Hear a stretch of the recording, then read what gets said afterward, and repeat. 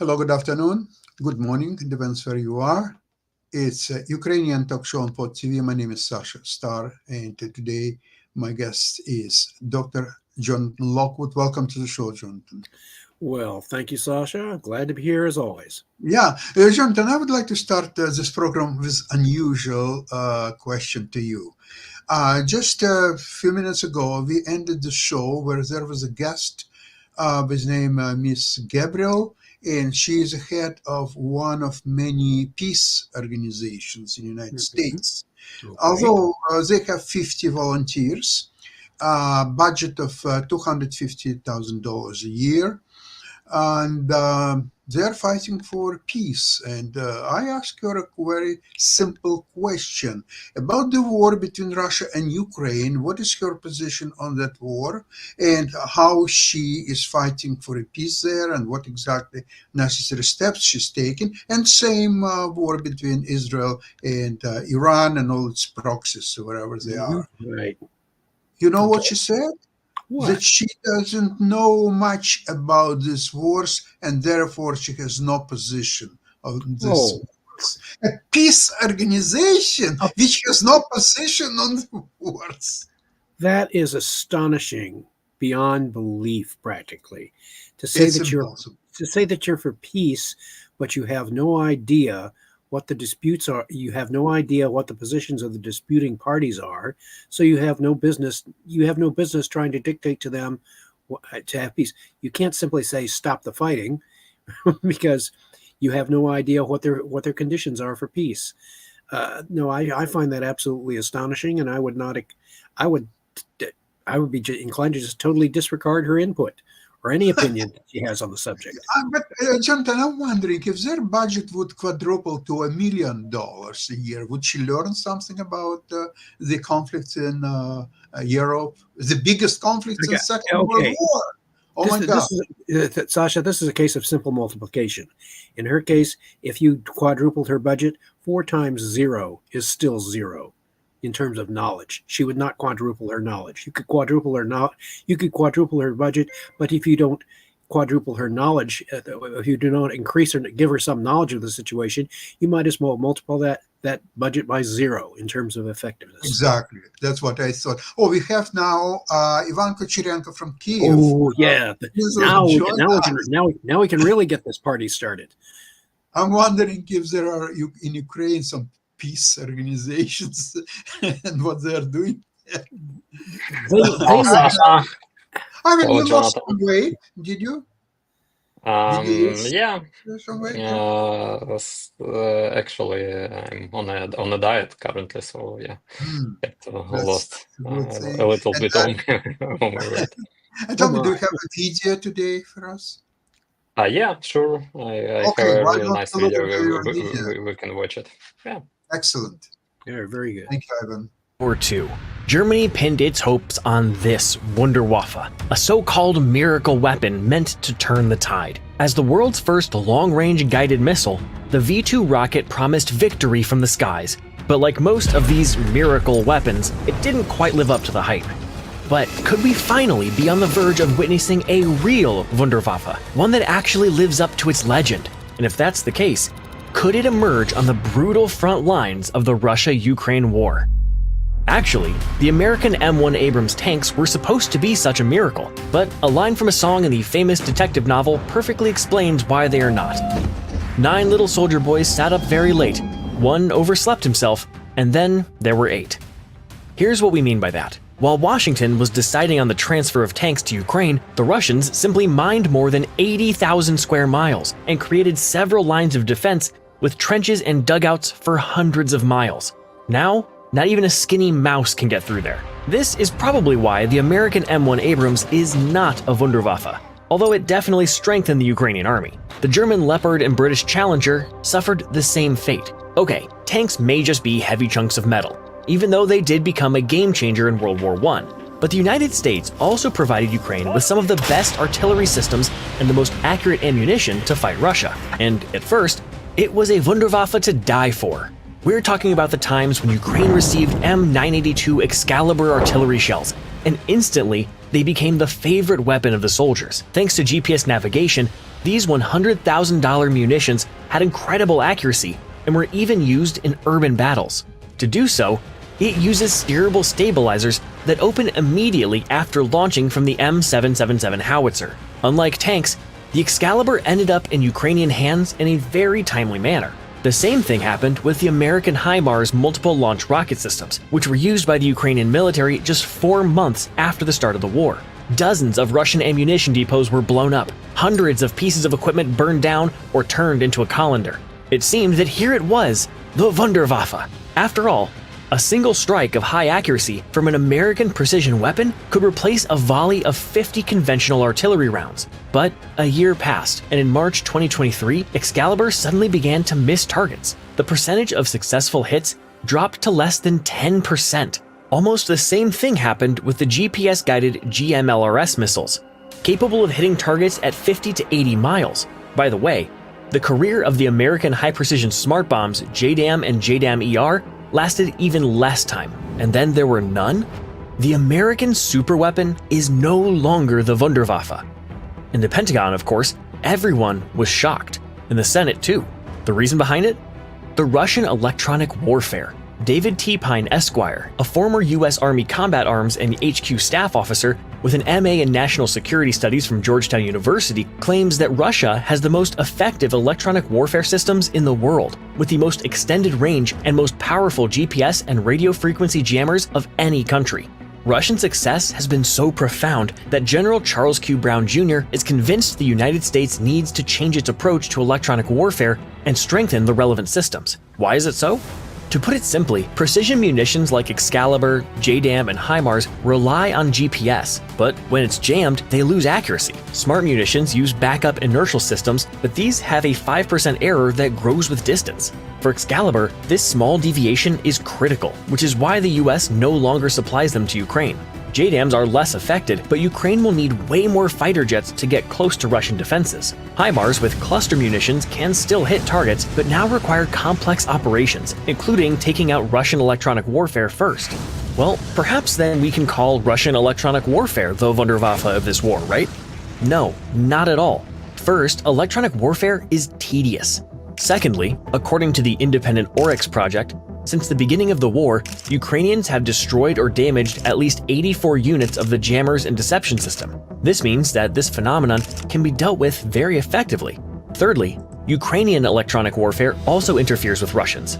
That is, these weapons are not exclusive. Of course, Ukrainians are inferior regarding the variety and number of jammers and deception systems, but they can already create a so-called interference dome in certain areas of the front line. For example, when the Ukrainian assault forces broke through the border in the Kursk region, several Russian units found that their drones and communication systems were not working. The Ukrainians managed to jam Russian equipment and prevent Russian troops from identifying Ukrainian positions or intercepting their communications. This contributed to the success of the Kursk operation.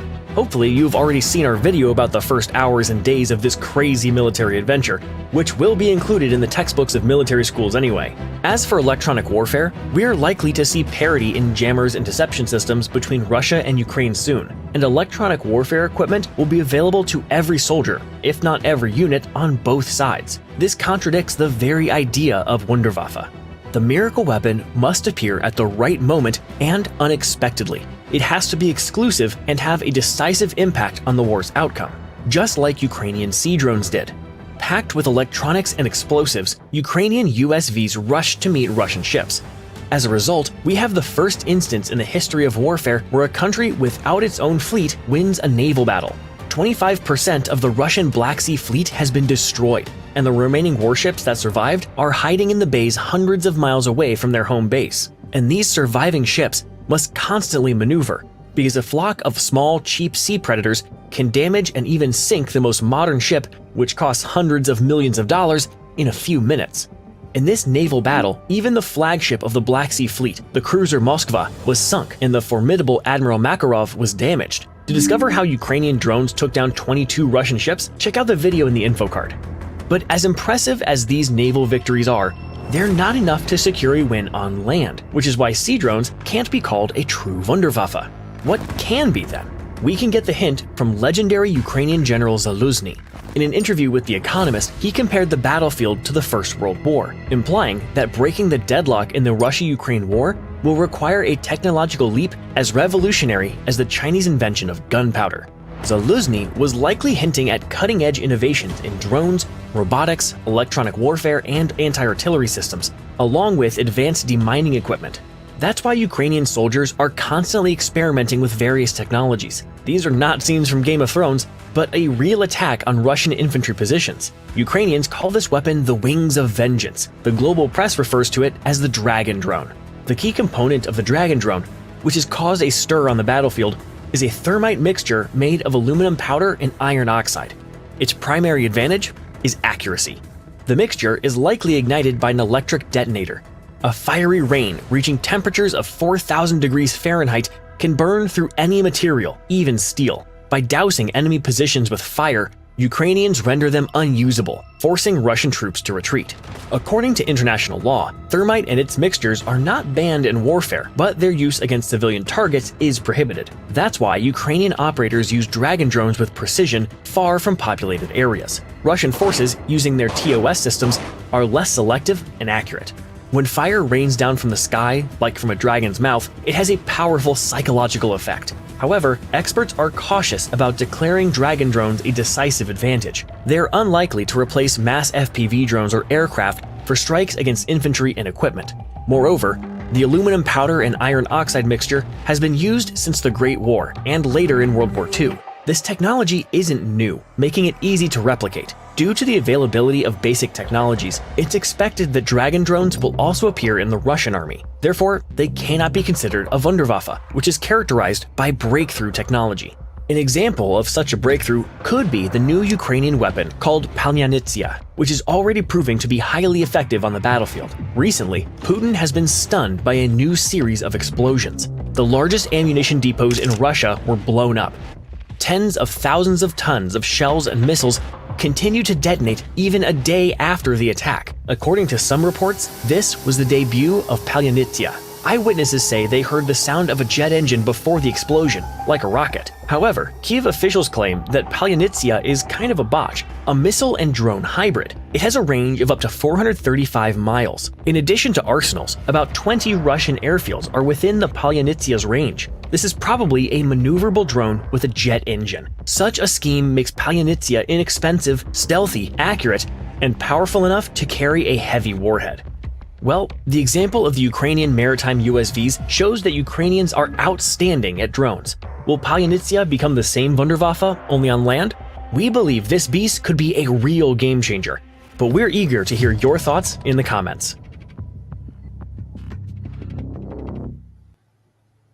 That is an absolutely outstanding video, and I would have a couple of comments.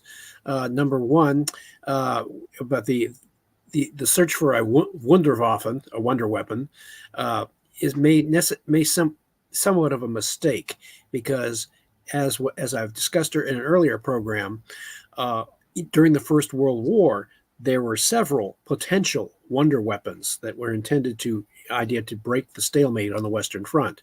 The tank, which was shown, which showed some promise in the Battle of Cambrai in 1916, but because of mechanical breakdowns and a lack of a real supporting doctrine and strategy to use it to its full potential, it, of course, was interesting, it showed promise, but did not create the breakthrough. There was also radio, the development of radio, but it was done in isolation. It was not integrated into a full, complete strategy. The airplane, which, although you had some very interesting battles on the Western Front between opposing air forces, it was still not, the full potential of the airplane was not realized during World War I. And finally, infiltration tactics, which the Germans developed and used in their March 1918 Kaiserschlacht offensive. While it achieved limited penetrations, it still was not able to achieve the decisive breakthrough. As discussed, it remained for the Germans to integrate these technological developments after World War I into a comprehensive doctrine and strategy, which would come to be known as Blitzkrieg. So what we are seeing here at a very rapid pace are a series of technological developments which are occurring at a greater speed than was ever imagined in the 20th century. And so it is taking time for the Ukrainians, let alone the Russians, to take advantage of these technological innovations and successfully integrate them into a successful operational strategy. Polonitsia, which by God, glad I heard that pronounced several times so I can learn how to say it properly. That is a very promising development. But like all the other technological breakthroughs, it needs to be integrated into a coherent strategy, which sort of like the combined arms doctrine, which was developed during the 1980s and has been used to great effect by NATO. But now this is a 21st century version. Polonitsia, from what I'm seeing in operation, it looks to me like it is. The Ukrainians have taken the V1 buzz bomb, the original V1 buzz bomb from World War II, and they have upgunned it for the 21st century. They have created a 21st century version of what a V1 should be. Only this one is much more effective, and potentially it could in itself become a wonder weapon when properly integrated with other capabilities such as radioelectronic combat, and which is what the Russians have, radioelektronная борьба, which I learned about in the 1980s as an intelligence officer. It was much more comprehensive than the U.S. doctrine of electronic warfare. So there are lessons to be learned here. So right now, the situation is greatly in flux, but I have high confidence in the ability of the Ukrainians to integrate and innovate at a faster speed than their Russian opponents. And so there is the potential. There could even be the potential, as late as it is in the year, and when we're coming up on traditionally really bad weather for offensive operations, there is still a window available, I contend, for the Ukrainians to inflict a decisive counterstroke, even in late October or November, which might have its own effect on certain other events, such as the elections in the U.S. So this situation is just absolutely amazing. Even weather now is having an effect, but it's having an indirect effect on the situation. The terrible weather that we're having in the United States right now, where I'm watching Hurricane Milton, which is bearing down on Florida, and if the predictions are there, it has the potential to be the worst hurricane experienced by Florida, particularly Tampa, for the past 100 years. That historic. I mean, and that is potentially be absolutely devastating. And so I'm sort of taking a more personal interest in that particular weather event. But in any case, all these things that would not necessarily have an effect on the war in Ukraine, they do. They all interrelate. And thanks to modern technology and our level of knowledge about all these various situations, we can see how they might all come together and have a decisive effect on the current situation. On a political front, it's very interesting that Russia is planning to meeting the president of Iran, not once, but twice. First on, I think it's November 12th in Ashgabat, in Turkmenia, and second on the, what is it called organization? What is it, where 5 countries got together to fight against the United States and the West? BRICS. BRICS, yeah, BRICS. So there will be a big meeting of BRICS, I think in Kazan, and Putin will meet him again. So the first, it's commentaries that they will arrange something terrible, and then on the second meeting in Kazan, they will put all the signatures and everything else and so on. It reminds me a story about how the blind person trying to help the person without any legs left. With their luck, Israel will succeed in making all of their communications devices blow up. Yeah, and I'm wondering, Russia needs so badly Iranian weapons. At the same time, Iran badly needs Russian weapons. So how it's going to work? Okay, here is a busload of our weapons, but you have to give us your weapons. And how make sure that that you will not swindle us? So let's see, the buses will have to leave at exactly the same time. Our bus leaves Moscow, your bus leaves Tehran, and they meet halfway, exchange the goods, and going back to their directions. So, John, how you see that arrangement could work? Not very well. I mean, you basically you have two militarily impoverished nations, relatively speaking, trying to unite and against a much better, potentially much better financed Western opponent supporting Ukraine. And Ukraine, I also noticed, is now beginning to indigenously produce its own artillery shells, 155 millimeter artillery shells, thus closing the quantitative and qualitative gap. The Russians, and thanks to Ukraine having hit several of those Russian ammo depots, the rate of artillery fire and the amount of artillery superiority that the Russians used to have over the Ukrainians has greatly decreased. And again, qualitatively and quantitatively, the balance is shifting in favor of Ukraine. And it again remains to be seen whether or not the Ukrainian military leadership, with the blessing of the political leadership, can inflict that decisive blow, which will have maximum political effect on the conflict. Mm-hmm. Ivan, I would like to ask you a question that finally Russia got Vuhledar. The Ukrainian defense forces left Vuhledar because there was nothing really to fight for. All the buildings were destroyed, or almost all of them, and everybody was evacuated and left town. So there is basically You just have a spot on the map. Exactly. So it's very similar to Bakhmut situation, and Russians were losing more than 1,200 people a day for last several months. So what's the significance for Russia to finally get this Vuhledar with paying such a price? It looks like a Pyrrhic victory to me. Another victory. For Russians, it's another so-called great victory. They're victorious about taking the Vuhledar, but there is nothing left of the city. It was under heavy attack starting from the beginning of the full-scale invasion. One of my fellow actually was defending Vuhledar in lines of 68 Brigade for more than 1 year. So I know a situation on that direction from him exactly.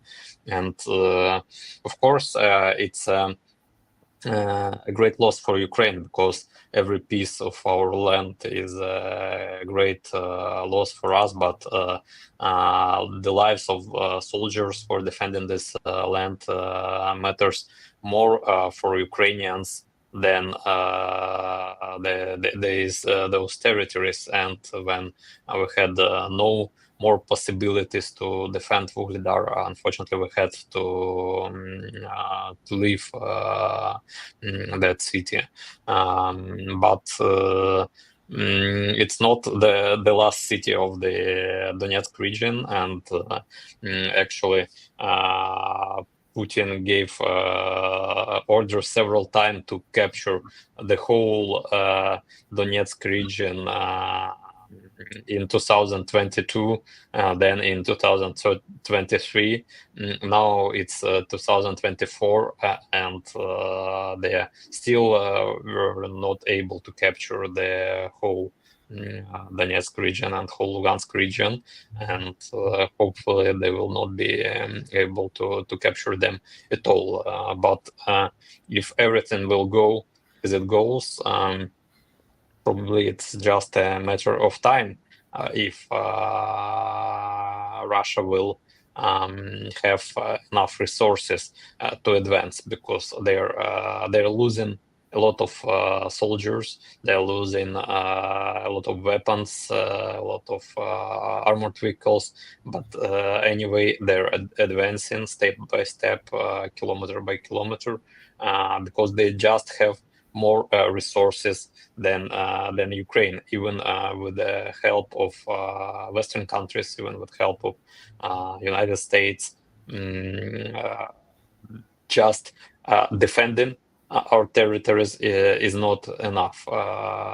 We must act indirectly on Russia, make surprise attack like the Kursk operation, attack their storages, their military objects deep inside the Russian territory. That's why it's important to achieve that permission to use Western long-range missiles, long-range weapons to attack military objects deep inside Russia. Only in this way, Ukraine will be able to stop Russian advantage. Otherwise, of course, they have more power, they have more manpower, they have more weapons with help of Iran, with help of the North Korea. I read rumors that North Korea is also sending soldiers to assist Russia on the battlefield. Already, some pack of North Korean officers was killed after the Ukrainian strike on occupied Donetsk.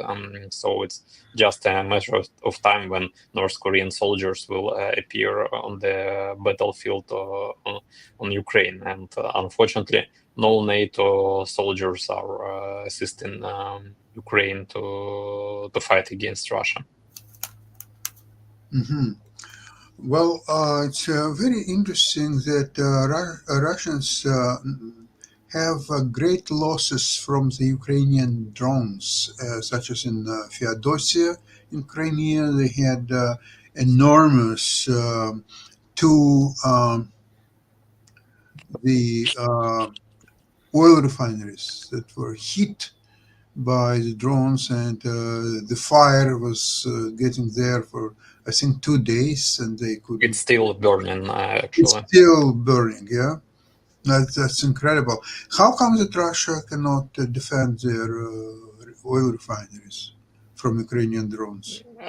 First of all, Russia lacks the air defense systems. Luckily, Ukraine is able to get their defense systems from our allies, and Ukraine can increase our air defense capabilities. But Russian allies, they're low technological ones. Neither Iran nor North Korea can't provide Russia with the new air defense systems. They have those air defense systems they can produce on their own, and they can't produce them in great numbers because Ukrainian forces are continuously destroying their air defense systems. And from the one point, from the other point, luckily, Russia is big, and they have a number of objects which needs to be covered greatly higher than the availability of their number of air defense systems which they have. And not all of their military objects are currently being protected. They're removing the air defense systems from their far east. So it's a great time for Japan to claim back the Kuril Islands for them. They're removing the air defense systems from the north of Russia. So there is empty territory. I think that any American intelligence plane can just fly all across Russia, and it will not be hit because they have on that part of Russia they just have no air defense systems at all left. They moved everything to cover Moscow, to cover residence of Putin, where his bunker is situated in Ural Mountains, and to put as much as possible of air defense systems to the Eastern Front. They just don't have enough of them to protect their strategic objects. And the second reason is quite simple, that their air defense systems are outdated. Even their S-400 defense system is not effective against intercepting the drones, is not effective against intercepting the ATACMS missiles, and that's why Ukraine actually needs this permission to strike using the Western. You see what effect Ukraine is currently doing by attacking those military objects using our own weapons, our own drones. Just imagine what effect will be if Ukraine will be able to strike those objects using the long-range Western weapons. Russia is just they will not be able to protect themselves. That's why they're so hysteric about those permission. That's why they're upgrading their nuclear doctrine, saying that this will provoke them to strike the country which provided the weapons with their nuclear weapons, and they're just afraid of such permission. It's very interesting that the very, very last message that the Hezbollah leader Nasrallah sent just a second before his death to Putin was, Vladimir Vladimirovich, the bunker doesn't always help. That was his last message. Ooh, very symbolic. Yeah, that you've seen probably a reaction of Russians after the successful operation on Nasrallah. So they're afraid. They're afraid that the bunker will not help them. They're afraid that they will be terminated like Nasrallah in their bunkers, in their luxurious villas, and nobody will protect them. And the Russian population, they will be just happy that at least they don't have such such leaders. Yep. And they are probably very afraid in the back of their minds about covert cooperation and communication between Ukraine and Israel, where they are exchanging notes, and Ukraine's probably asking Israel, tell me, do a friend a favor here. Tell us how you managed to pull off those attacks against the leadership and so forth. And if there's cooperation there against which from Israel's perspective is after all a common enemy, because in the back of Iran and its other enemies is of course Russia. And so therefore the Israelis have a very strong incentive, in my opinion, to cooperate with Ukraine covertly in ways to give Ukraine new capabilities for striking deep and striking covertly at the leadership. And you're quite correct. If Ukraine and Israel cooperate in that respect, that indeed could change the outcome of the war. Israel is already firmly in command of its own destiny right now in its fight against Iran and its subordinate allies, which are all but ineffective now. And so, this conflict is becoming very interesting. It may not be a world war, but it is certainly a regional war. It's a huge regional war. A very large regional. There are two large regional wars fought at the same time, and on one side we have the common party operating, which is Russia, Iran, North Korea, and probably China behind the scenes. And I think if Ukraine and Israel will start cooperating with each other, that would be a very powerful development, especially as the United States helps both countries. Yeah, however reluctantly it might appear on the surface, one admits that it could be done with a greater degree of enthusiasm and effectiveness. Yes, agree. But actually, Israel didn't inform United States about those operation against Smart move. Hezbollah, as Ukraine didn't inform about the Kursk operation. And I totally agree with you that the cooperation of Israeli Mossad and Ukrainian intelligence service would be of great profit.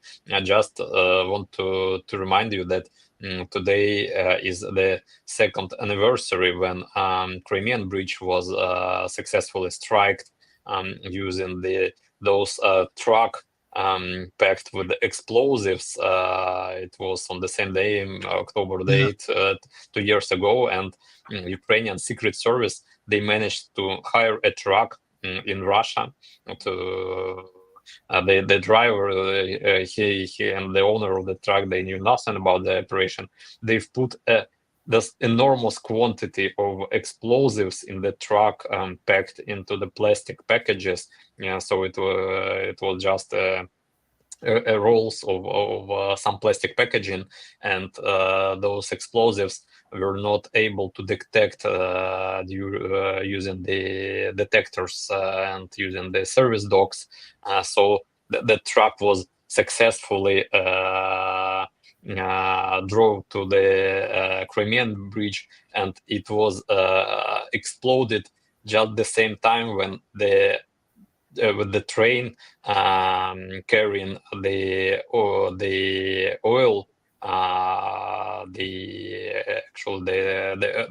oil supplies was passing by, which increased the effect of those explosion enormously. So I think that we just have to recall that brilliant operation. Of course, it's not such brilliant as the operation with those pagers in Ливан, but I think they're just probably is the same line, because both these operations were planned with a great precise and executed just in the correct time. So look at this simple math. Ukraine still needs Western help, and it does have one, but later than it should be, in smaller quantities or so on. It could change after election, but we'll see. And look at Russians. Okay, so I think it was 8 months from them to get from Avdiivka to Vuhledar. They were losing 1,000, if not more, soldiers a day. And here, Ukraine, with one hit, destroys oil refinery in Crimea, in Feodosia. They're successfully using this new wonder weapon, Wunderwaffe, Polyanitsa.